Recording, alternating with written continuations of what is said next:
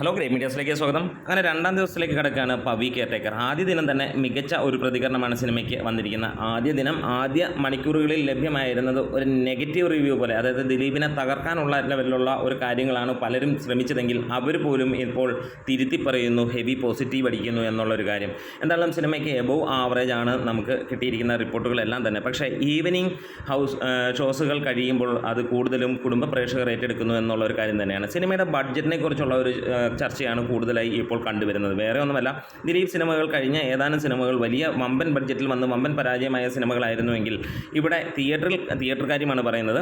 തിയേറ്ററിൽ ഈ ഒരു സിനിമയുടെ ചിലവ് വളരെ കുറവാണ്. അതായത് 8.5 കോടിയോളമാണ് സിനിമയുടെ ഇതുവരെയുള്ള കോസ്റ്റ് എന്നാണ് പുറത്തു വരുന്ന ലഭ്യമായ വിവരങ്ങളിൽ അറിയാനുള്ളത്. ഇതിന് മുമ്പുണ്ടായിരുന്ന ദിലീപ് ചിത്രത്തിന് 10 കോടിക്ക് മുകളിലായിരുന്നു നിർമ്മാണ ചിലവ് ഉണ്ടായിരുന്നത്. ഇവിടെ ഈ ഒരു സിനിമ ആദ്യ ദിനം തന്നെ കളക്ഷനിലൂടെ നോക്കുമ്പോൾ കേരള കളക്ഷൻ 1.25 കോടിക്ക് മുകളിലേക്ക് എത്തി എന്നുള്ളതാണ് എടുത്ത് പറയാനുള്ളത്. അതുപോലെ തന്നെ വേൾഡ് വൈഡായിട്ട് സിനിമ 1 കോടിക്ക് മുകളിലുണ്ട് എന്നുള്ളതാണ് ഇപ്പോൾ ലഭ്യമായ വിവരങ്ങൾ. ഫൈനലായിട്ടുള്ള ഒരു കളക്ഷൻ റിപ്പോർട്ടുകൾക്ക് വേണ്ടി നമ്മൾ കാത്തിരിക്കുന്നു. എന്തായാലും 2 കോടിക്ക് മുകളിലാണ് സിനിമയുടെ ആദ്യ ദിനത്തെ കളക്ഷൻ.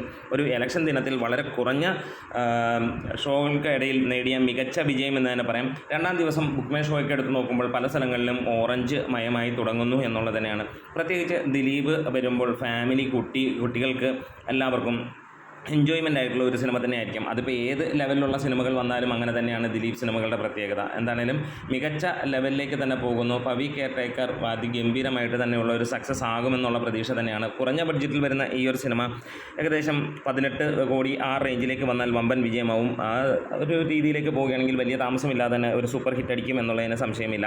എന്താണേലും മികച്ച പല കമൻസുകൾ വരുമ്പോഴും ബോഡി ഗാർഡിനേക്കാൾ മികച്ച് നിൽക്കുന്നു എന്നുള്ള ഒരു കമൻറ്റ് വരുന്നുണ്ട്. എന്താണെങ്കിലും ഒരുപാട് കമൻസുകൾ നമ്മൾ ഇതിനകത്ത് പോസ്റ്റ് ചെയ്തിട്ടുണ്ട്. നമ്മുടെ വീഡിയോസ് ഇഷ്ടമെങ്കിലും സപ്പോർട്ട് ചെയ്ത് തരണം. Great medias.